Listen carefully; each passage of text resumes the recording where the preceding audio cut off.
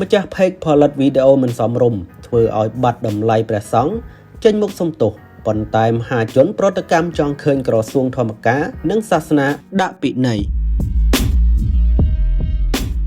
ក្រោយមានការរិះគន់ខ្លាំងៗពីមហាជនលើវីដេអូអប់រំសង់ទិសคล้ายៗម្ចាស់ page ដែលផលិតវីដេអូអប់រំនេះបានចេញមុខសំទោសមហាជនព្រមទាំងក្រសួងធម្មការនិងសាសនាដោយលើកឡើងថា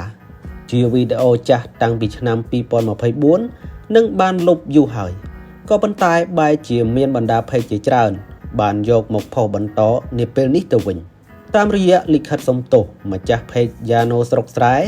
ដែលជាអ្នកផលិតវីដេអូសង់ទិសคล้ายៗបាននិយាយថាដោយដឹងពីកំហុសឆ្គងដោយអចេតនា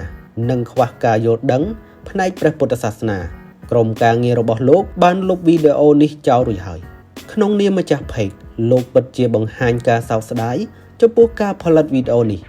ប៉ះពាល់ដល់តម្លៃព្រះពុទ្ធសាសនានិងមហាជនខ្មែរក្រុមការងារលោកនឹងមិនផលិតវីដេអូធ្វើឲ្យប៉ះពាល់ដល់សេចក្តីថ្លៃថ្នូររបស់ព្រះសង្ឃតទៅទៀតទេយ៉ាងណាក៏ដោយបើទោះបីជាបានចេញលិខិតសុំទោសហើយក្តី